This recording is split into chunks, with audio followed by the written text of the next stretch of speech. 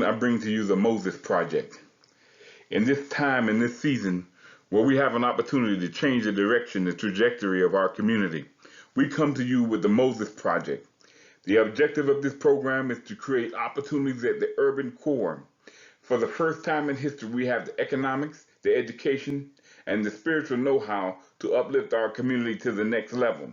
If we don't create urban farming in our communities, we'll have to work for food and once again fall back into the Jim Crow era. We come to you as the leadership, the athletes, the organizational heads, to say to you that we need to invest in every sector of our community so that we can have food security.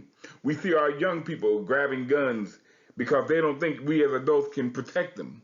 We see our young people defying schools because in the school system they don't feel protected. If they see us talking less and doing more by creating this Moses Project, we believe that we can create sustainable families and communities at the urban core. We come to you because you have the leadership and the wherewithal to make this happen. We're asking every professional athlete to donate $5,000 to create a board and a nonprofit organization that will allow them to grow what we need in our community. We'll also take swap meets and turn them into business incubators. We'll turn money over into our community and keep it there for at least 2 weeks with your leadership. Now we see the crisis of single moms, places where we don't have people with the income to live. We're telling you with your leadership, this program, the revitalization of our families through the Moses Project, we can make our community sustainable again. We're building single family homes, and we know for a fact without the father there, our kids are very unsuccessful. We're coming to you and saying right now in this season, in this time, we have the capability of making our families whole, restoring our communities. We are able to do what our families and our ancestors could do in the Jim Crow era when they couldn't even vote. Right now, we're looking at our young people saying, what's wrong with them? When in reality, 83% of what they see is based off of what they learned from us. We're not building, we're not supporting.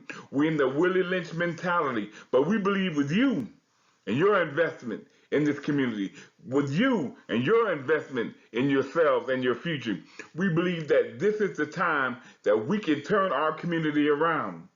Right after the Reconstruction period, when we got the right to vote, we thought that we had made it and we got comfortable. Then all of a sudden they pulled all the troops after the Civil War from the South.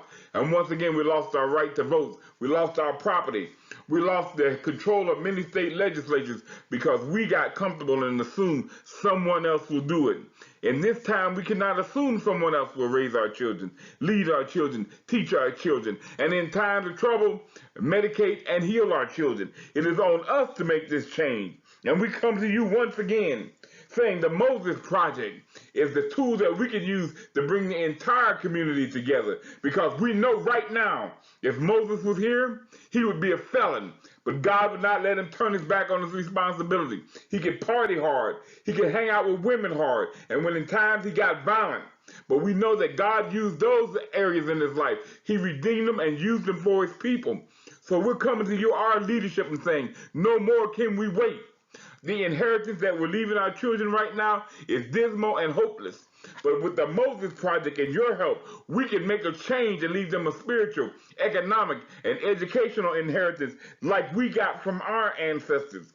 No more in the history of America will our people be the laughing stock because we don't own anything. We don't have a value. We don't have a system. I believe in the faith community, and I'm saying to you pastors, the NAACP, the Urban League, and all the Divine Nine and Masonic organizations and affiliates.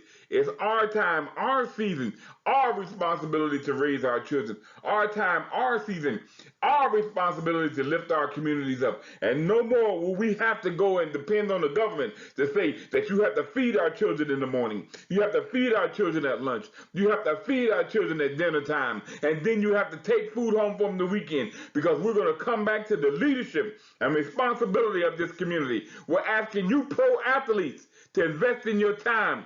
To most people, this is nothing. To us on the streets, it's everything. To you, it's an investment that you'll see the return in. We're not asking you to give us a handout. We want a hand up, and we're going to create an economic base through these economic hubs, through these educational support systems to sustain ourselves for generations to come. I come to you again, and I say to you, it's the Moses Project, and you cannot miss this opportunity to say, I was here and I left an inheritance for my people and all impoverished people. God bless you and God bless our families.